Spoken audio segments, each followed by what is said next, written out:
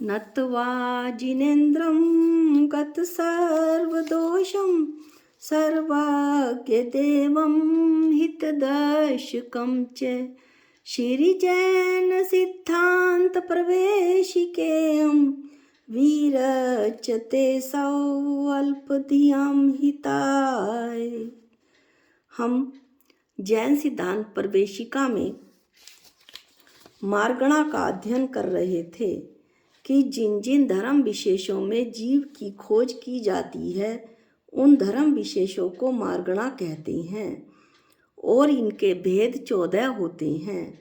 इसमें से हमने गति का अध्ययन कर लिया था और इंद्रिय का अध्ययन करते हुए हमने द्रव्य इंद्रिय का पूर्ण रूप से अध्ययन कर लिया था। अब है भाव इंद्रिय किसे कहते हैं। भाव इंद्रिय के 2 भेद होते हैं, लब्धि और उपयोग। लब्धि और उपयोग को भाव इंद्रिय कहते हैं। अगला प्रश्न है, लब्धि किसे कहते हैं। ज्ञानावरण कर्म के क्षपशम विशेष को लब्धि कहते हैं। इस लब्धि के होने पर ही जीव के द्रव्य इंद्रियों की रचना होती है। इसके बाद उपयोग किसे कहते हैं। लब्धि के निमित्त से अर्थात ज्ञानावरण कर्म का जो क्षयोपशम विशेष हुआ, जो लब्धि हुई, उसके निमित्त से आत्मा का जो परिणमन होता है उसे उपयोग कहते हैं। इस तरह हमने भाव इंद्रियों की चर्चा भी कर ली। एक बार से चार्ट आप फिर देख लीजिए ताकि इसका एक क्विक रिवीजन हो जाए। इंद्रिय 2 भेद, द्रव्य इंद्रिय, भाव इंद्रिय। निवृत्ति और उपकरण। इंद्रिय कार्य रचना, उपकरण जो निवृत्ति का उपकार करे। निवृत्ति के 2 भेद, अभ्यंतर आत्म प्रदेशों का आकार, बहिरंग पुद्गल का आकार। उपकरण के भी 2 भेद, अभ्यंतर जैसे नेत्र में काला सफेद मंडल, बहिरंग जैसे नेत्र में पलके बोहें इत्यादि। भाव इंद्रिय के 2 भेद, लब्धि और उपयोग, जिसकी परिभाषा की चर्चा अभी हमने कर ली थी। इस तरह से हमने मार्गणा के 2 भेद पढ़े, गति और इंद्रिय। अब हम इस इंद्रिय में कुछ और विशेष देखते हैं। द्रव्य इंद्रियों के कितने भेद होते हैं। द्रव्य इंद्रियां 5 होती हैं, स्पर्शन, रसना, घ्राण, चक्षु और श्रोत। स्पर्शन इंद्रियां किसको कहते हैं।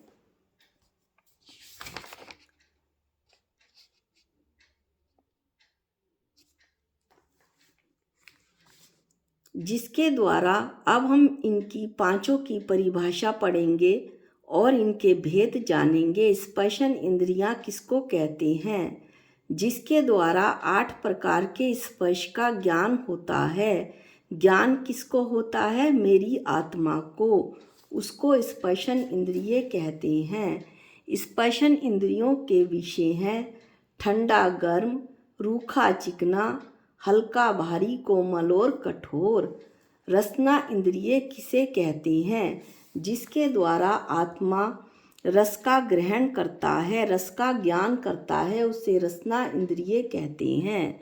रसना इंद्रिय के विषय हैं खट्टा मीठा, चरपरा, कसैला, कड़वा। 5 भेद हैं। घ्राण इंद्रिय किसको कहते हैं।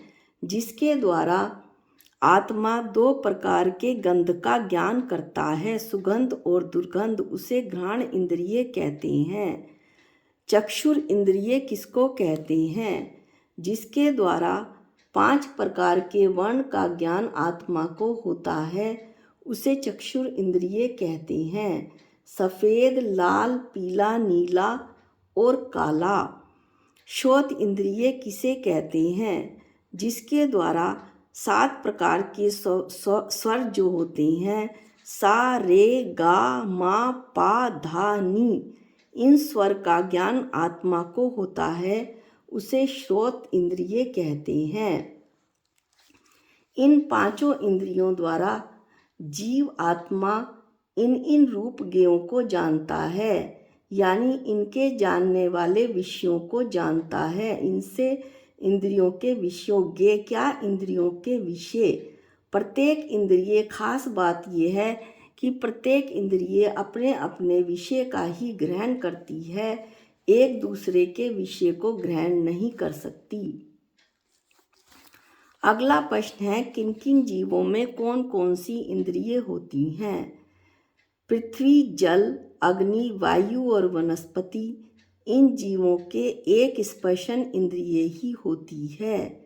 कृमि आदि जीवों के स्पर्शन और रसना 2 इंद्रिय होती हैं। चींटी वगैरह जीवों के स्पर्शन, रसना और घ्राण 3 इंद्रिय होती हैं। भ्रमर, मक्खी वगैरह के 4 इंद्रिय होती हैं। इनमें श्रोत इंद्रिय नहीं होती। जो घोड़े आदि पशु हैं और मनुष्य, देव और नारकी जीवों के 5 इंद्रियां होती हैं।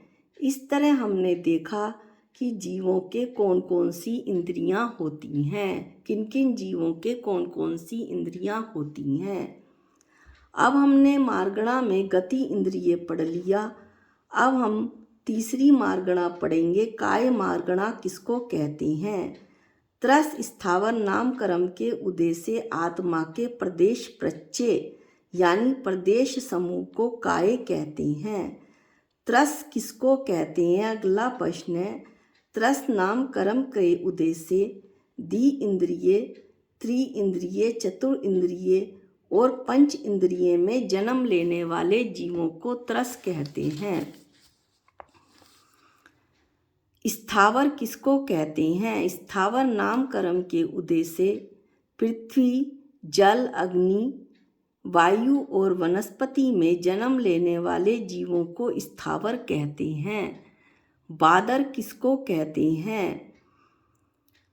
ऐसा कोई भी पदार्थ जो पृथ्वी आदि से रुक जाए या दूसरे उसे रोक दें, वे बादर कहलाते हैं। और सूक्ष्म किसे कहते हैं। जो पृथ्वी आदि से ना तो स्वयं रुकें और ना दूसरे पदार्थों को रोकें, उनको सूक्ष्म कहते हैं। वनस्पति के कितने भेद हैं। अब ये जो वनस्पति की चर्चा चलेगी, इसे हम चार्ट की सहायता से देखेंगे।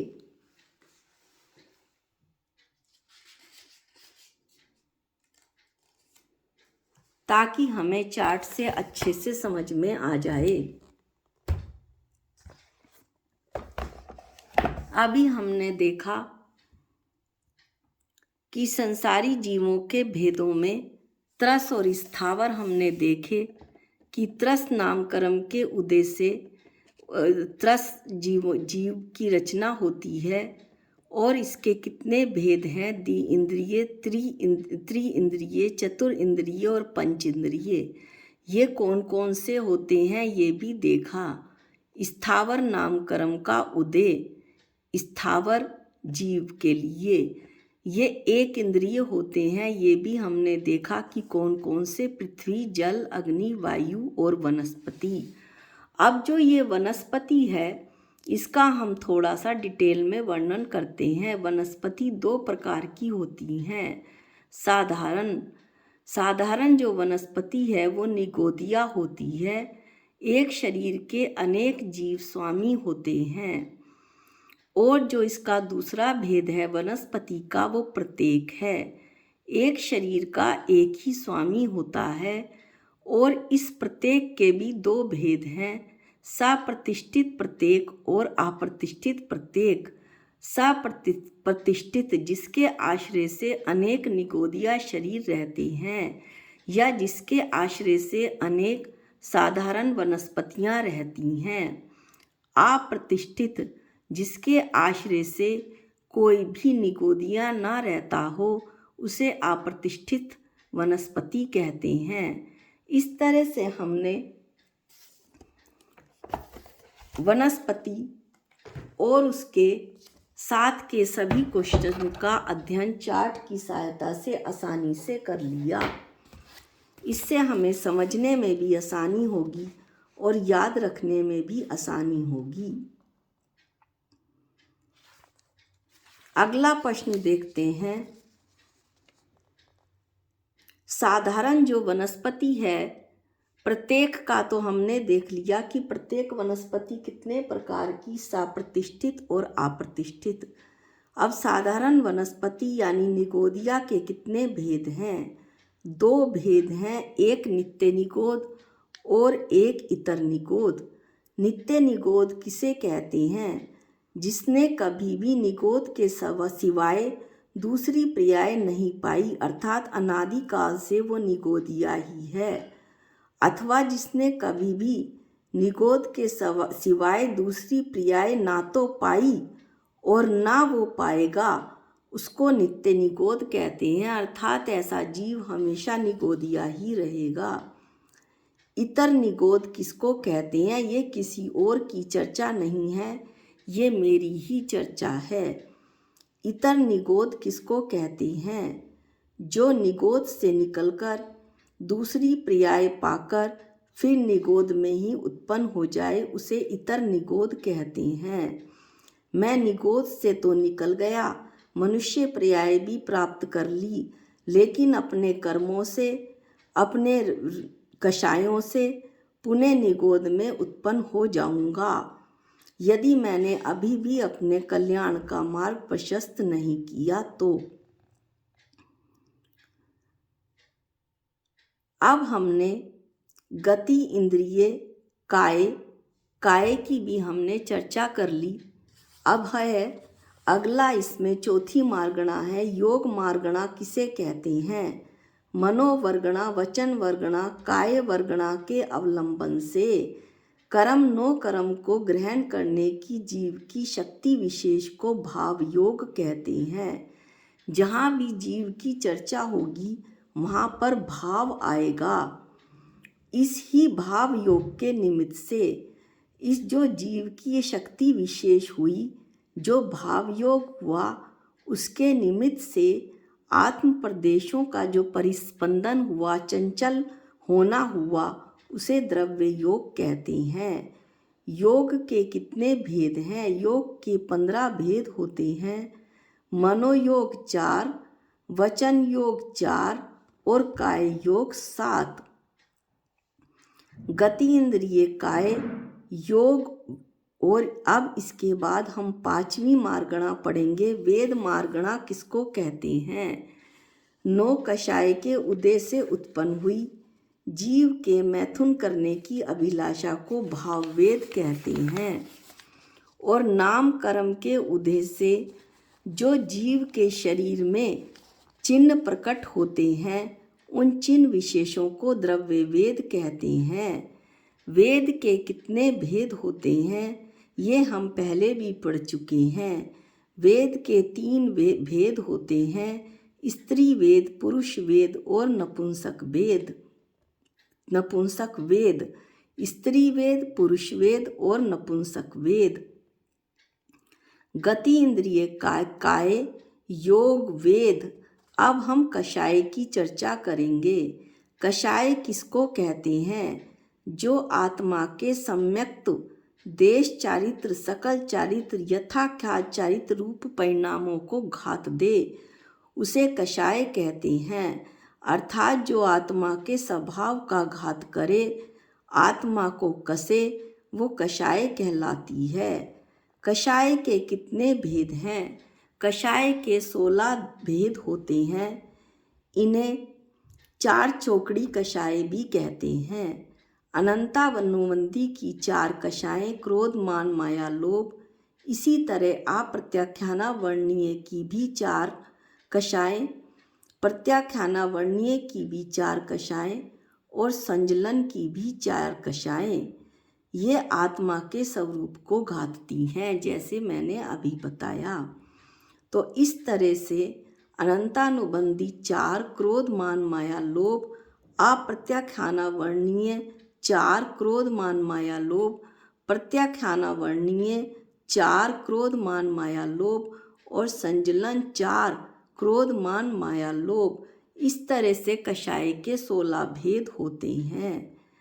अगली जो मार्गणा है ज्ञान संयम दर्शन लेस्या और आगे भी, उसकी जो चर्चा है वो हम अगले वीडियो में करेंगे। आज के वीडियो के लिए इतना ही। जा वाणी के ज्ञान से सूझे लोकालोक, जो वाणी मस्तक नमो सदा देत हूँ धोख। हे जिन वाणी भारती तो है जपूं दिन रैन, जो तेरी शरणागते वो पावे सुख चैन। सबको जय जिनेंद्र।